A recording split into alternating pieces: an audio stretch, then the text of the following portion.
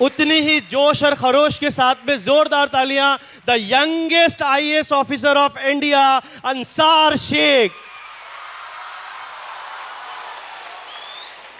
अस्सलाम वालेकुम। मैं बहुत बहुत शुक्रगुजार हूँ काविश का और स्पेशली आमिर अंसारी साहब का, जिन्होंने कोलकाता से मुझे यहाँ तक बुलाया। मैं बहुत बहुत शुक्रगुजार हूँ उनका। दो तीन चीज़ें आप लोगों से शेयर करना चाहता हूँ। मुझे पता है टाइम बहुत कम है और मुझे ये भी पता है कि मेरे रिज़ल्ट के बाद आपने कई न्यूज़पेपर के थ्रू हो, टीवी के थ्रू हो या यूट्यूब के थ्रू हो, आपने मेरे इंटरव्यूज़ देखे हैं, पढ़े हैं, तो बहुत सारी चीज़ें आपको पता है। कुछ चीज़ें 10 मिनट का टाइम मुझे दिया गया है, 10 मिनट के अंदर आपसे बात में करना चाहता हूँ। पहली चीज़ ये है कि मेरा जन्म हुआ था हमारे एक विलेज एरिया में। शेलगांव नाम का मेरा गांव है, महाराष्ट्र में ही है, जालना डिस्ट्रिक्ट में। वहाँ पर मेरा जन्म हुआ। मेरे अब्बू जो है वो ऑटो रिक्शा ड्राइवर थे, वो ऑटो चलाते थे और ऑटो चलाकर उनका डेली इनकम जो था वो 100-150 रुपये होता था। उन 100-150 रुपये में मैं, मेरा छोटा भाई, मेरी 2 बहनें, मेरे अब्बू और अम्मी, इतने लोग हम हमारे परिवार में रहते थे। बहुत बार ऐसा था कि सुबह खाना मिलता था, रात में नहीं मिलता था, कभी रात में मिलता था तो फिर सुबह नहीं मिलता था। बहुत मुश्किलें थी, घर में बहुत सारी समस्याएं थी, बहनों की शादी थी, पढ़ाई थी। ऐसे माहौल में मैं जी रहा था। बहुत बार ये कहा जाता है, मतलब मुस्लिम कम्युनिटी, हम देखते हैं कि आबादी में अगर देखा जाए तो 14% इस देश की आबादी जो है वो मुस्लिम है, लेकिन फिर भी गवर्नमेंट सर्विसेज में हमारा जो परसेंटेज है 1%, 1.5% या 2% से ज़्यादा नहीं है अलग अलग सर्विसेज में।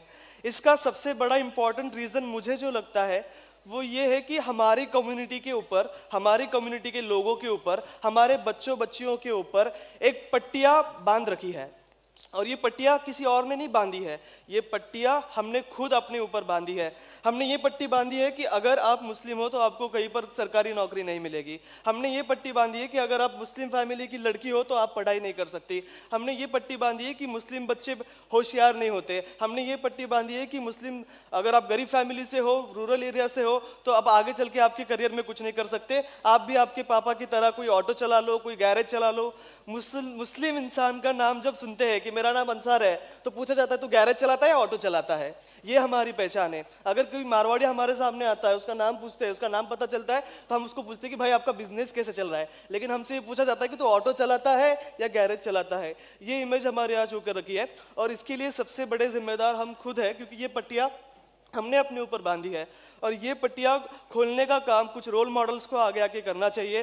कुछ हद तक, बहुत कम हद तक मुझे लगता है कि वो काम हमारे महाराष्ट्र में कहिए या ओवरऑल इंडिया से कुछ मुस्लिम ऑफिसर्स जो आगे आए, जिन्होंने पढ़ाई की, मुश्किल हालातों में पढ़ाई की, उन्होंने किया है। मेरे लिए ऐसे मोटिवेशन शाह फैजल सर रहे थे, जो 2010 में ऑल इंडिया रैंक 1 से आईएएस ऑफिसर बने थे। उस वक्त मैं 10वीं कक्षा में पढ़ता था। मैं काविश फाउंडेशन को शुक्रगुजार हूँ उनका, बिकॉज जब मैं 10वीं में पढ़ता था तब मुझे गाइड करने के लिए कोई नहीं था। मेरी 10वीं की एग्जाम हुई और मैं सोच रहा था कि अब मुझे करियर में क्या करना चाहिए। तो मुझे गाइड करने के लिए एक इंसान बैठा हुआ था। उन्होंने कहा कि अंसार देखो, 10वीं में पढ़े हो तुम, तुम्हारे नंबर अच्छे हैं, स्कूल के टॉपर हो, तो तुम इंजीनियर बन जाओ, साइंस कर लो। मुझे मैथमेटिक्स तो समझ में आती नहीं थी, तो मैंने कहा कि नहीं, मैं नहीं कर पाऊंगा, मुझे आईएएस ऑफिसर बनना है। बोलता कि अरे मुस्लिम तो आईएएस ऑफिसर बनते नहीं है। मैंने कहा शाह फैजल बने ना। अरे वो तो कश्मीर से थे, महाराष्ट्र से कोई नहीं बनता। तो वो मुझे समझा रहे थे और मुझे जो समझाने वाला इंसान था वो 10th में फेल हो चुका था, तो वो मुझे बता रहा था कि तुझे 10th के बाद क्या करना है। लेकिन मैं काफ़ी खुश हूँ कि आपको इतने कम उम्र में इतना अच्छा गाइडेंस यहाँ पर मिल रहा है।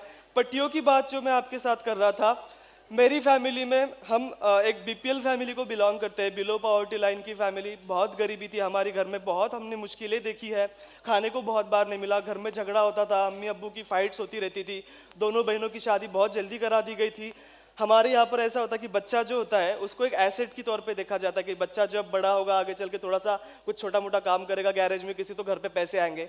तो इस हालात में मैं पढ़ रहा था। मेरे घर में एक लौता मैं था जो आगे पढ़ पाया। मेरी 2 बहनें, उनकी जल्दी शादी हो गई, वो नहीं पढ़ पाई। मेरा छोटा भाई वो नहीं पढ़ पाया क्योंकि घर में कमाने वाला कोई चाहिए था। और मैं स्कूल में चूंकि होशियार था तो घर वालों ने डिसाइड किया कि इस एक ही बच्चे को हम पढ़ाएंगे, और उन्होंने मेरी पढ़ाई कंटिन्यू रखी। मेरा छोटा भाई जो मुझसे 2 साल छोटा है, लेकिन मैं उसको मुझसे बड़ा मानता हूँ, क्योंकि उसने 3 साल, जब मैं पूना में पढ़ाई कर रहा था, पूना में बहुत दिक्कतें आई मुझे, मैं बहुत बार भूखा रहा पूना में, लेकिन फिर भी मेरा भाई और मेरे अब्बू रिक्शा चलाकर और मेरा भाई मामा के यहाँ पर काम करके मुझे पैसे भेजते थे मेरी पढ़ाई के लिए। जब मैं आखिरी दौर में था अपने एग्जाम के, जब मैं अपने एग्जाम के आखिरी दौर में था, मुझे कुछ पैसों की ज़रूरत थी। मैं दो चीज़ें यहाँ पर सिर्फ बोलना चाहता हूँ। मुझे पैसों की ज़रूरत थी कुछ, तो मेरे अब्बू ने हमें एक सरकारी स्कीम से एक घर मिला था, वो घर मेरे अब्बू ने बेच दिया 30,000 रुपये के रेट में, और वो भाड़े के घर में फिर से शिफ्ट हो गए क्योंकि मेरी पढ़ाई इंपॉर्टेंट थी। जब मुझे 5,000 रुपये की ज़रूरत थी, मेरे अम्मी लोगों के खेतों में जाकर काम किया करती थी, तो जब मेरे अम्मी को 5,000 रुपये मुझे बहुत अर्जेंटली चाहिए थे और मेरे पास थे नहीं, भाई के पास भी नहीं थे, अब्बू के पास भी नहीं थे। मेरी अम्मी जिन लोगों के खेत में काम करती थी वो मुस्लिम थे, उनके यहाँ पर मेरे अम्मी ने जाकर कहा कि मेरे बेटे को 5,000 रुपये की ज़रूरत है, आप मुझे 5,000 रुपये दे दो, मैं 15-20 दिन आपके खेत में काम कर रही हूँ, एडवांस में दे दो, हम चुका देंगे। उन्होंने 5,000 रुपये नहीं दिए। मेरे अम्मी ने हमारे पड़ोसी से जो मुस्लिम नहीं थे उनसे जाकर कहा कि मुझे बेटे को पढ़ाई के लिए 5,000 रुपये चाहिए, आप प्लीज़ उनको 5,000 रुपये मुझे दे दीजिए। तो उन्होंने ब्याज के ऊपर क्यों ना हो मेरे अम्मी को 5,000 रुपये दिए थे, और वो 5,000 रुपये मेरे अम्मी ने मुझे भेजे थे। बात में ये आपसे कहना चाहता हूँ कि ये जो पट्टियाँ हमने खुद से अपने ऊपर बांध रखी है, ये पट्टियाँ हमें खोलने की ज़रूरत है। और एक बात ये हमें ध्यान में रखने की ज़रूरत है कि कोई फ़र्क नहीं पड़ता आप सिटी से हो या विलेज से हो, कोई फ़र्क नहीं पड़ता कि आप लड़का हो या लड़की हो, कोई फ़र्क नहीं पड़ता आप अमीर हो या गरीब हो, कोई फ़र्क नहीं पड़ता कि आप किस बैकग्राउंड से आते हो, किसी चीज़ का कोई फ़र्क नहीं पड़ता। एक चीज़ का जिसका फ़र्क पड़ता है वो होता है डिटर्मिनेशन, कि मैं बेस्ट हूँ और मुझे अपनी लाइफ के अंदर ये करना है तो करना है, और कोई भी मुश्किल मेरे सामने आए मैं इसको अचीव करके रहूँगा। ये स्पिरिट होना बहुत इंपॉर्टेंट है, और मुझे लगता है कि उसी स्पिरिट के बल के ऊपर मैं 21 साल की उम्र में हमारी देश की जो सबसे मुश्किल एग्जाम मानी जाती है यूपीएससी की एग्जाम, वो मैंने क्लियर की। जब मेरा इंटरव्यू था, उस इंटरव्यू का एक सवाल शायद आपने सुना हो, मुझसे पूछा गया था, और आज का आपका जो थीम था क्रिएटिविटी एंड बीइंग ओरिजिनल, तो उसमें मुझे पूछा गया और विद इन सेकेंड्स मुझे आंसर देना था। मुझे पूछा गया कि अंसार, आर यू अ शिया मुस्लिम और अ सुन्नी मुस्लिम? विद इन सेकेंड्स, बिल्कुल भी देरी ना करते हुए मैंने कहा कि sir I am an Indian Muslim, मैं शिया सुन्नी में बिलीव नहीं करता। इस सवाल का जो जवाब मैंने दिया था, मुझे इंटरव्यू में 275 में से 199 मार्क्स मिले, ऑल इंडिया रैंक मेरा 361 आया, और मैं अपने देश का जितने भी कम उम्र के आईएएस ऑफिसर्स हुए हैं उनमें से एक बना, one of the youngest IAS officers of India में बना, पहले अटेम्प्ट में। 21 साल की उम्र में, जब बच्चों को पता नहीं होता है कि कौन सा शर्ट पहनना और कौन सी ट्राउजर पहननी है, उस उम्र में मैं हमारे देश का एक सबसे यंगेस्ट ऑफिसर बना। तो यही बातें आपसे शेयर करनी थी। बहुत सारी बातें हैं जो आप यूट्यूब के ऊपर मेरे बारे में देख सकते हैं, टाइम बहुत कम था इसलिए मुझे पता नहीं मैं क्या क्या बोल गया। Thank you very much. जोरदार तालियां।